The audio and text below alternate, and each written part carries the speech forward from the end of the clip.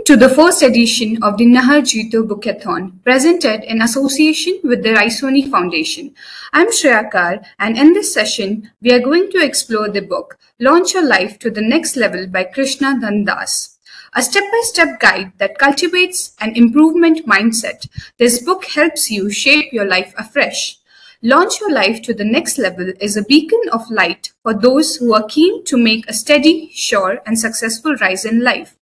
Using efficient tools listed in the book, these life goals can be achieved with ease. A treasure house for all those who want to improve their life, this book offers memorable, inspiring stories, revealing statistics and personal examples to encourage you, action-oriented ways to help you shape a strategy, novel concepts like Kaizen formula for daily life explained using both traditional and modern-day concepts, feed-forward method, and other intriguing strategies. Our speaker, Mr. Krishna Dhandas, is a BE Mechanical Gold Medalist, Temple President at ISKCON Nasik. He is an author, educator, motivational speaker, and spiritual seeker. Krishna Dhandas completed his bachelor's in mechanical engineering in 2002 and worked in Hindustan Aeronautics Limited aircraft manufacturing division for over 5 years. Thereafter, he devoted his time to the research in Vedic scriptures. He began as a full-time preacher of the International Society of Krishna Consciousness in 2003. He is the founder and director of Samriddhi School of Leadership, an encouraging training and guidance forum for teenagers under the banner of ISKCON. He has conducted several enlightening symposiums for corporate executives and students across industries and educational institutions. Our moderator, Dr. Priyanka Mudalyar, is a pediatric physiotherapist specialized in developing and promoting the health and well-being of children aged 0 to 18 years. She specializes in treatment of neurodevelopmental disorders, autism, ADHD, and other physical challenges. She collaborates with the child's family in providing a nourishing environment for the overall development of the child to reach his or her potential and attain a good quality of life with equal opportunities to participate in the society. Now, I would like to hand over to the moderator. Should we start with the question and answers, Prabhuji? Yes, please. Yes, please. It's an honor to be here and talking about the book Launch Your Life to the Next Level, and I'm looking forward to it. Great. So, Prabhuji, tell us what inspired you to work and to write this book? Yeah, if you see and read this book, I have mentioned about my previous life as well before becoming a monk, having the industrial experience working with Sukhoi manufacturing HL plant. And there also I got many inputs like Kaizen, but I was a good observer, I will say. And this book is the outcome of, we can say, almost 20 years of my experience. And it is not that, I started writing and then all of a sudden some ideas came and I jotted them down. So that whatever has been recorded in my mind, I am able to correlate. And when I joined as a monk in ISKCON, amongst the various services, one of the service given to me was mentoring people. And I observed there that many youngsters, even some of the family members, they would be coming for taking guidance. And when we talk about accepting a spiritual life, it is mostly about changing your habits and changing your lifestyle. So then I also happened to read a couple of books based on habits, how habits are formed. And I also had the experience of working with a company. And through whatever experience I had gathered, learning through my mentors, reading these books, and basically our Vedic masterpiece, Bhagavad Gita, then the thought came in my mind that, okay, I'm mentoring people, helping them progress. Meanwhile, in the journey, I was also adopting some of the techniques which I was learning.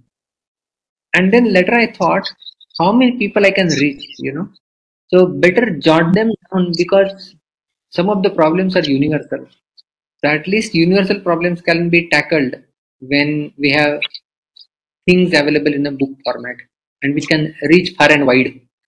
So therefore, I decided upon that, yeah, my knowledge should not be limited to only those persons whom I meet, but to those persons also whom I am unable to meet. So I can meet them through this book, and I embark on the journey of writing this book. Oh, what a great and a noble thought. Uh, what kind of research was going on when you were writing this book? What kind of, knowledge did you need to acquire for writing this book? Basically, I was always acquiring the knowledge.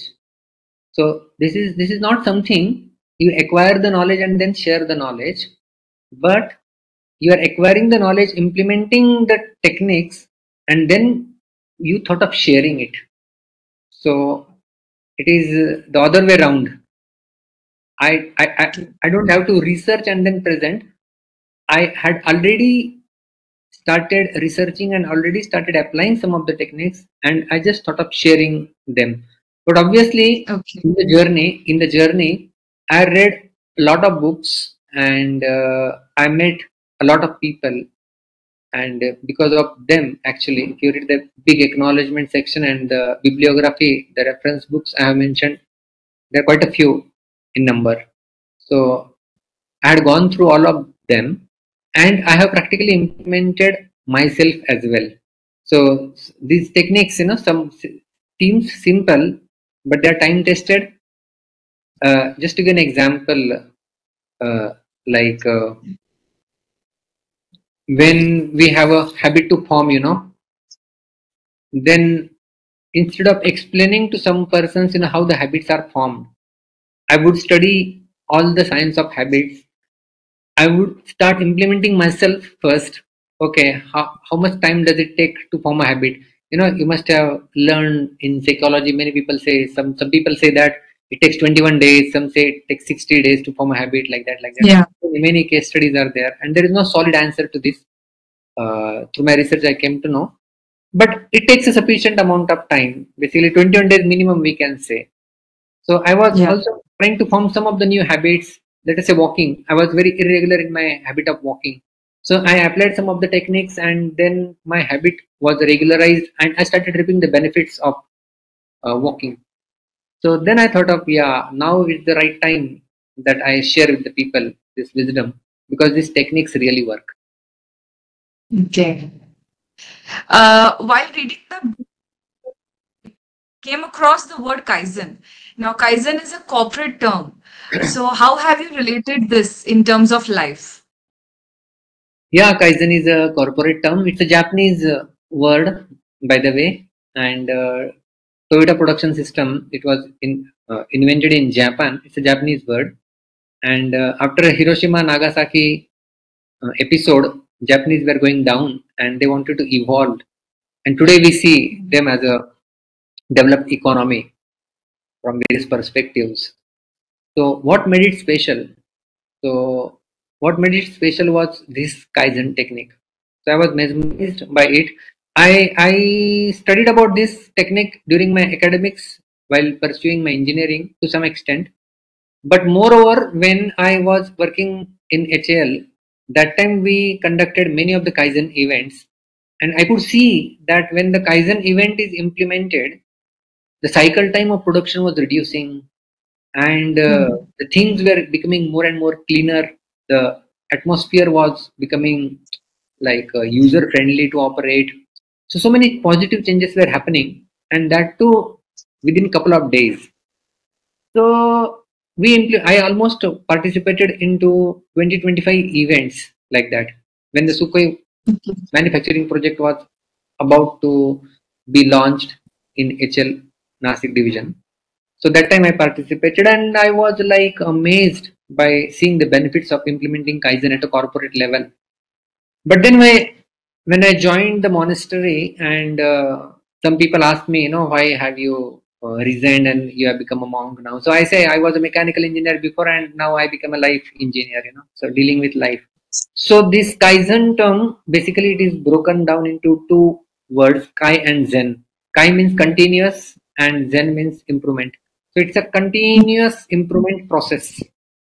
So Okay. when in life also you are continually moving forward, improving your life, then the life becomes dynamic. As one of my spiritual mentors, he used to say that if you are flowing against the current of the river, then you have to put a lot of efforts swimming against the current. The moment you stop, you are carried away by the current. So when you stop progressing, you don't stay at the same place, you go back. So therefore, Right. this improvement mindset needs to be cultivated. And the same I observed in my study, the very wonderful book by Carol Dweck, Mindset, Fixed Mindset and Growth Mindset, and all the benefits one can reap by this mindset training. So I tapped into it and I thought that this Kaizen, when implemented at a corporate level, can yield such a good result. When implemented in life, why not? It will. And it Right. really does. Only thing is that we need to apply this Kaizen. It is basically a mentality that yes, I want to improve and I can improve. So that is I want to say about Kaizen. Right. And even in one of your chapters, that this felt very interesting to me, that you said there are three most important golden questions for improvement. So, would you like to elaborate on those? Yeah, when we talk about improving anything, first of all, we need to be aware of what we are doing. So there is a chapter which is entitled Three Golden Questions. So the first question is you need to ask this question to yourself, what am I doing? Now the question seems to be very ridiculous. We know what we are doing, but it brings you into a present. That now let us Right. say we are into a podcast. So what am I doing? Okay, I am now into a podcast. So I need to then automatically disconnect myself from other things. So I'll be focused. So it brings your awareness into present moment and you give your 100% into it when you ask this question, what am I doing? The second question is, how am I doing? How about the thing? So this question of how is also very important because we have been doing things regularly and we may take things granted. Like in my book, I have presented a case study of Michigan medicine and what they observed over there in a case study that doctors were doing the operation and then the death rate was more. And Dr. Peter Pronovost came up with a theory of making a checklist, and everyone follows that checklist. So Yeah. everyone then started following, and the result was that almost 9 times the death rate was reduced, and Yeah. $75 billion they could save just because of this simple technique. So my analysis was that he was actually answering the question, "How am I doing?" Okay, I'm performing the operation, but how? So have I cleared these? Have I?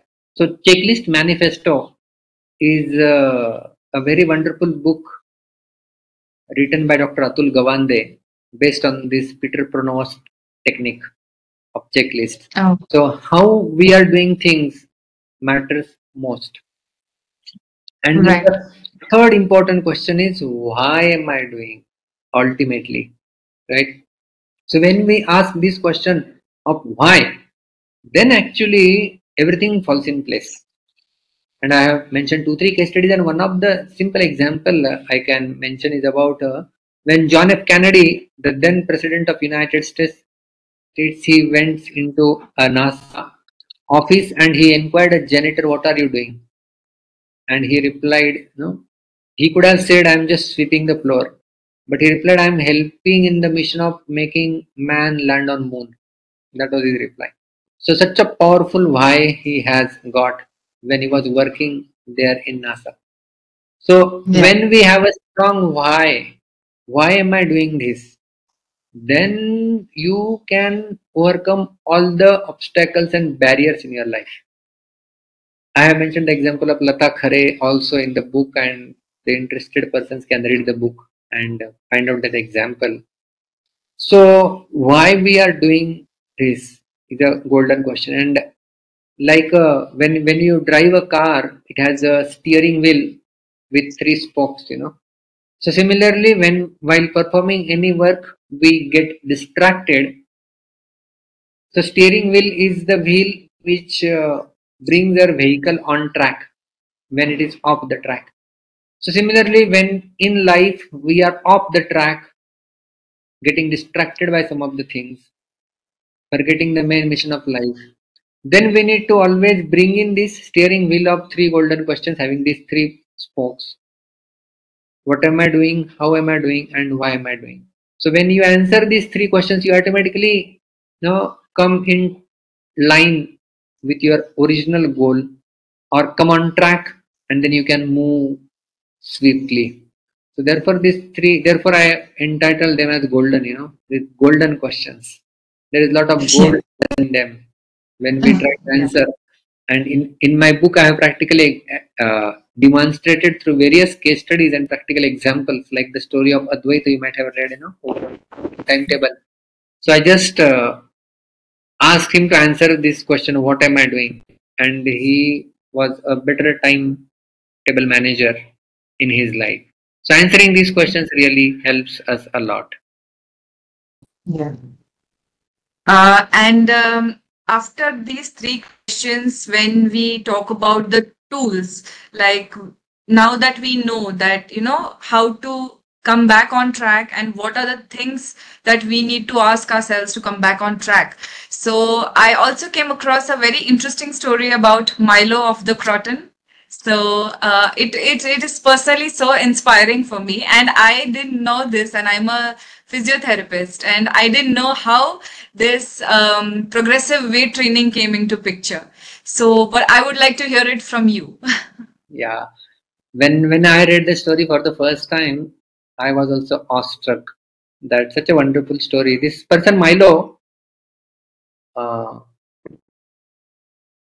hailing from Greece, he was a wrestler, world champion at that time in Olympics. At that time, whatever level they were being played, he was continuous champion for 6 years, and he would lift. And if you Google it out, you will find his images fighting with even the tiger. So that was his strength. And when he was asked, how did you develop such a strength, and then when you read his interview and analyze his life, that where he was staying, uh, a cow gave birth to a calf, and then he decided that I will catch the newborn calf, put it on my shoulder, and then have a walk. So some kilometers he used to walk, and then he would do daily, and he did for almost 2 3 years. And if I have seen, we have a Goshala, how cows grow. 2 3 years means their total lifespan is like 20 25 years, and in 2 3 years they are like full blown cow or a bull.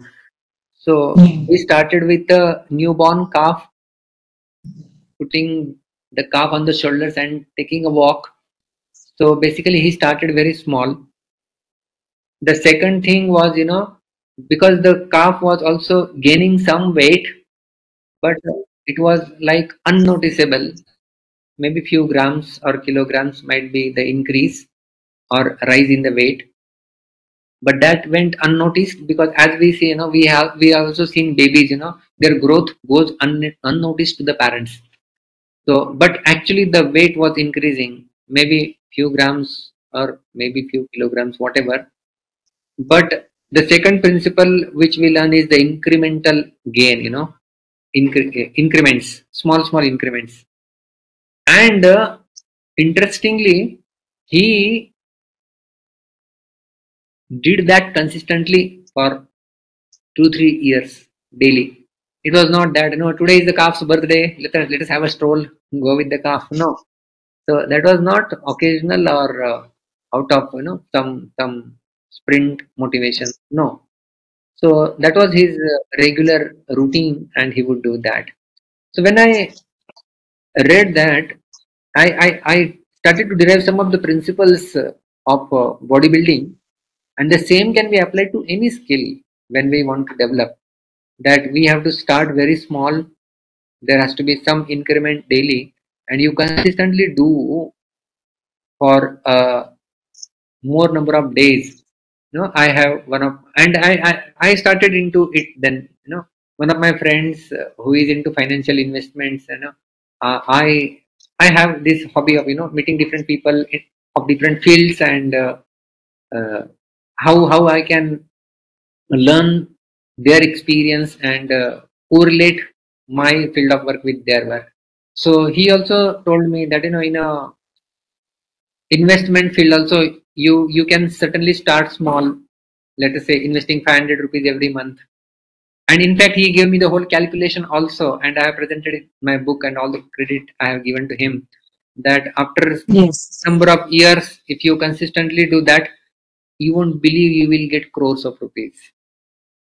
So things start small, and when implemented or done for a consistently longer number of years, then we reap huge benefits at the end. And therefore, Albert Einstein, it is attributed to Albert Einstein. He says compound interest is the eighth wonder of the world. Wonder of the world. Yeah. Yeah. So compounding happens, and that's how Milo became very successful. So the same model is available to us also, and in whatever field we might be working, we might be student who wants to improve our studies, or we are financial investors want to improve our investment, or we are just a bodybuilder wants to improve our body, or we are just like into a relationship and we want to improve our relationship. No matter what field you choose, these principles we learn from Milo, they are universal, and you apply them in any field, you will reap success for guaranteed. So amazing story of Milo. It's one of my favorite, and thank you for asking it. In fact, This story, I'll say this story is the foundation of the entire book per se, yeah. because I have developed these some 5S and then built upon it. Okay. And I'm sure that even the readers will find this story the most memorable story in among one of the stories of your books, Prabhuji. I am sure about it. The way I found it inspiring. But these talks, the books that we read, or if there is any inspirational material that we come across usually, or when we read a book, we get very inspired, we get very motivated. But that motivation lasts very momentarily. It is just for a period of a month, maybe, or a month and a half. The way we go through with our New Year resolutions, it is so fast. So, how do you think that we can stick to our habits permanently for a long period of time? Yeah, certainly it happens with many when they hear some motivational talk or read a motivational book. They gain the motivation, they start for some time, and then the motivation dwindles. So, therefore, in my book, I have mentioned it is not something like a motivational book. Certainly, you will get some motivation out of it, but you will get more of a practical tips which will help you apply what you have learned from that motivation. That and I strongly believe that motivation is emotion based. Today I'm emotional, I'm motivated, I do things. Tomorrow the motivation goes, fades away, and I stop functioning. So then there is a lacuna, and there is sine curve of my progress, and you'll end up nowhere when you take the average of a sine curve. But on the contrary, instead of working on the motivation and emotion, in my book I have stressed about working on the schedule. That you have a schedule for your life or schedule for your day, and when you have a schedule, and more specifically I have mentioned, there are many case studies also being mentioned in the book, what we call it implementation intention.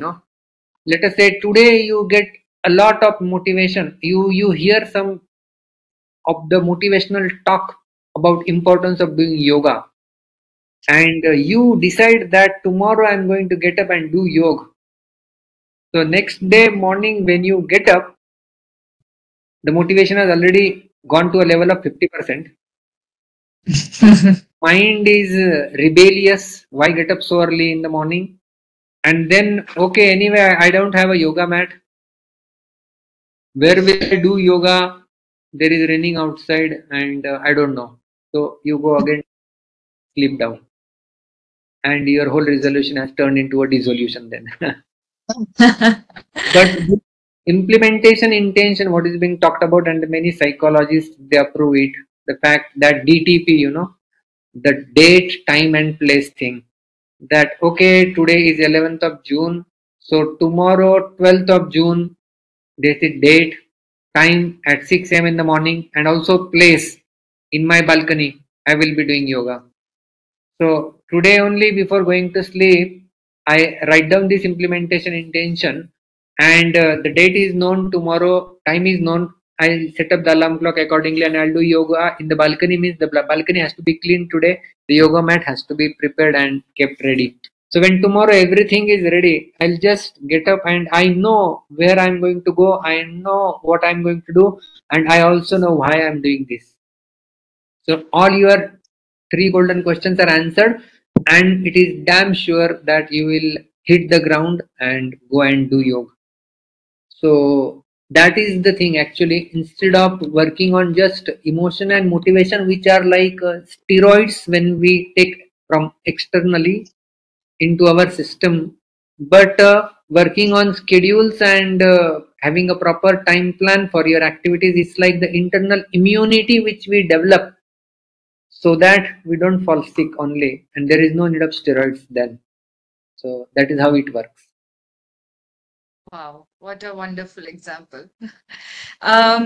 See, when we decide to do something, like the way you said that, scheduling, the importance of scheduling, and sometimes, like I see with most of us and most of the teenagers and young adults, they decide based on the day. If I get up early in the morning, I will start my day doing this. So they plan so much ahead. They want to be so ahead of their time that the entire schedule, goes around if I get up in the morning. And we all know how that goes, that we keep snoozing the alarms and we have so many alarms back to back that we never get up. And because of that, the pledge of the day, the schedule that we have put across goes for a toss.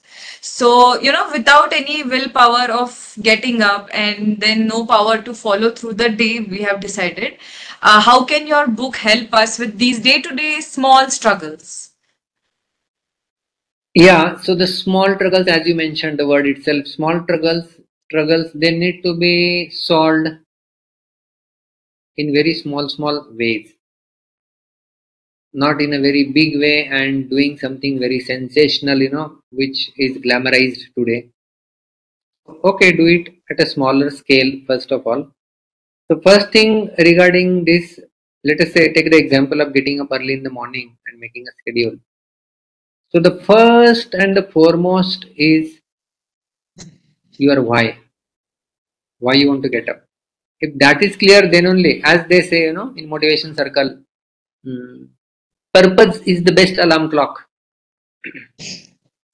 So imagine, you have to catch a flight tomorrow, which is at morning 6 o'clock.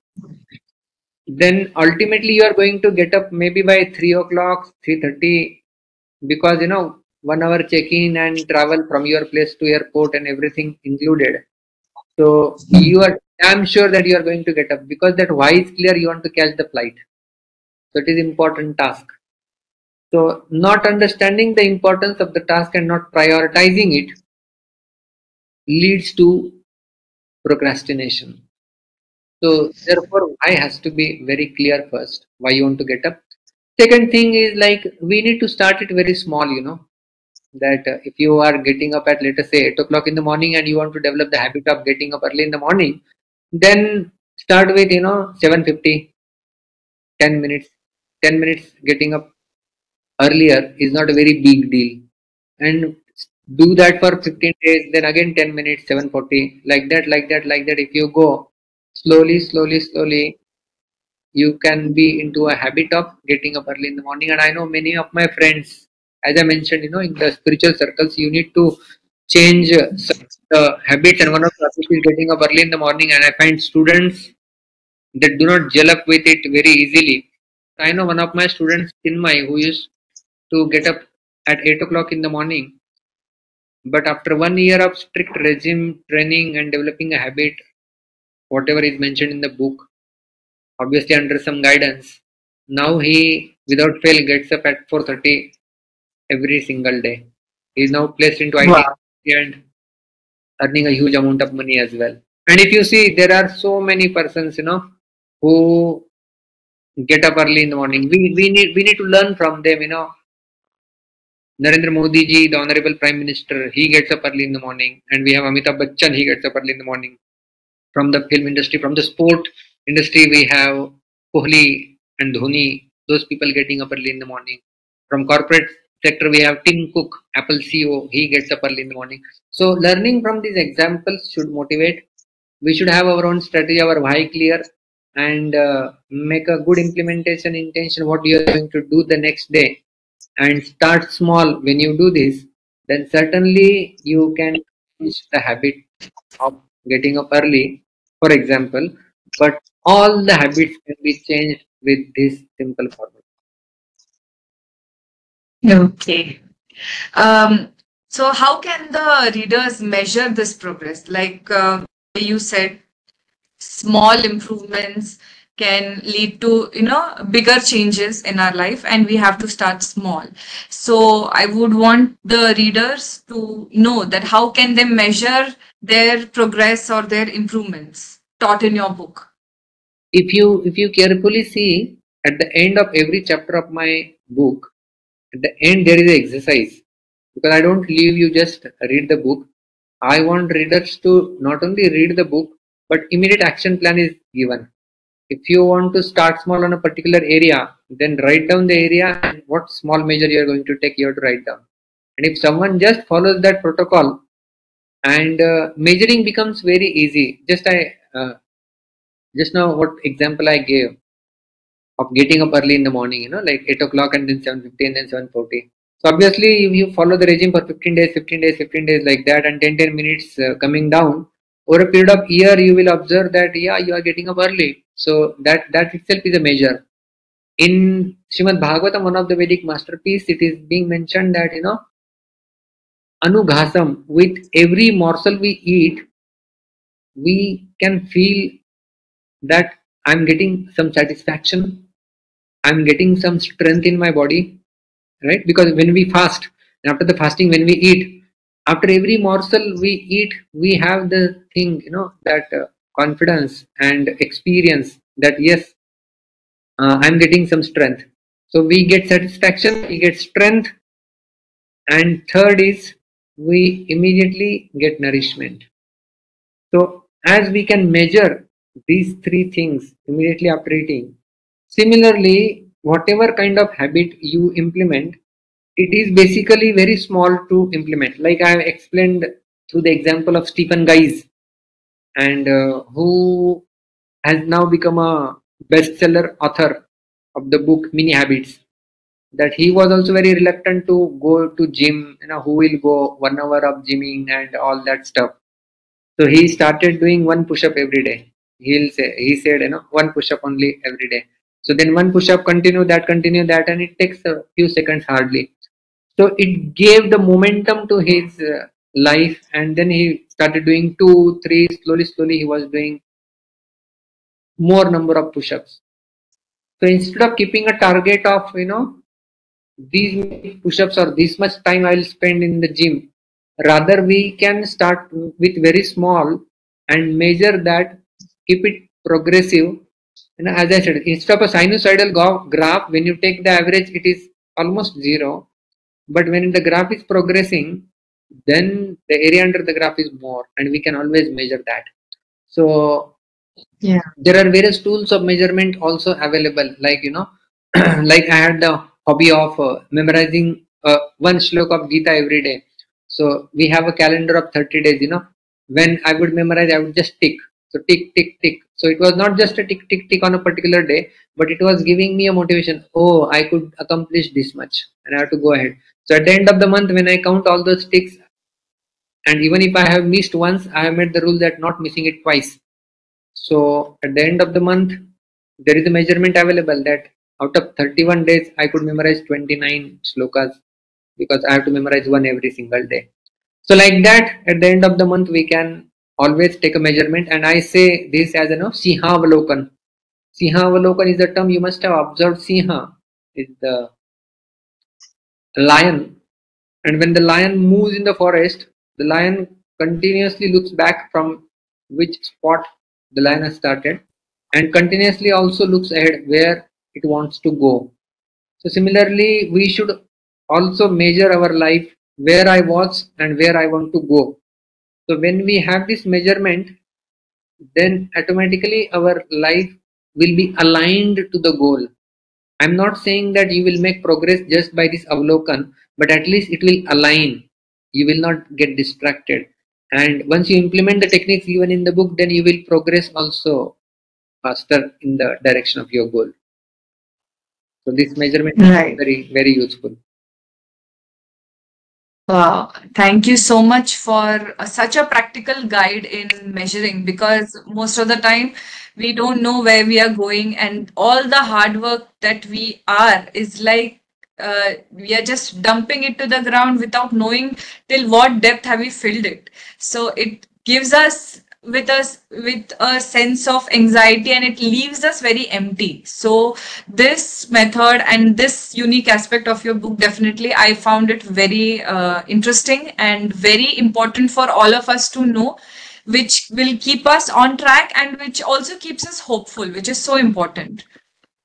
So I would also like to know what are your plans for the future endeavors? Is there any book in progress? Good question. At present, I am pursuing some of my courses in terms of my spiritual progress, and immediately, as of now, I don't have any plans. But there is a what we can say, a blueprint in my mind. Something like, because my area of interest or my hobby is to dive deep into our Vedic scriptures, and to also study and research all the current management, leadership principles, everything, and then try to correlate both of them. You also must have observed to some extent in my book that this correlation is there. So my next target will be that there are various shlokas which talk about life lessons. Just to mention one, which I mentioned at the end of my book. This book. Maybe that can be the start of my next book. So the shloka is, prarabdhate na khalu vigna bhayan nichaihi prarabdha vigna vihita viramanti madhyaha vignahi punah punarapi pratihanyamana prarabdha muttama janaha na parityajan. There are three gradations of people mentioned here: niche, lower, middle, and upper. So this is not in terms of finance, but in terms of your efforts you are taking. So what is lower grade? Prarabhyate na khalu vigna bhaya na niche. Vigna bhaya means because of the fear of the difficulties. The lower grade persons are those who don't even start on the journey because of the fear of difficulties. The middle people are prarabhyate vigna vihita viramanti madhyaha. They start the work, but when the difficulties come, they give up. And then the third category of people are the uttam, the high grade person is one. Vignai punah punarapi pratihanyamana prarabdham uttama janaha na parityajanti. No matter how many difficulties come in their life, they don't give up. So like a very wonderful shloka. It was like very amazing, 3 grades of people, and we find them in their day-to-day life. And there are so many case studies also. So my next, what you can say, the target or my vision or my dream is to collect all such types of wisdom nuggets from our scriptures, maybe Subhashit or Mahabharata, Ramayana, whatever, Gita, and how they can be made more relatable into our day-to-day life. So the moment we implement them, our life is going to be like, launching to a next level. So I'll say that, what I have written, I have written some shloka at the end of this book, which I just quoted now. So maybe that can be a hint for my next work. So we hope that your to be continued finally fructifies into another book which is useful for all of us in the near future to come, Prabhuji. And thank you so much, Prabhuji, for your valuable time and your precious insights. For as you have mentioned, but I would like to suggest the same, that you have tapped into our hidden potential. And thank you for the efforts that you have put into writing this book to help us all, and to all those who are seeking to launch their life to the next level. So thank you so much for your wonderful book, Prabhuji. Thank you, Priyanka ji, and also thanks to all the audience, and thanks to Naharjito Bookathon 2024 for giving us the opportunity to present some views to the audience. Thank you once again. Hare Krishna. Hare Krishna.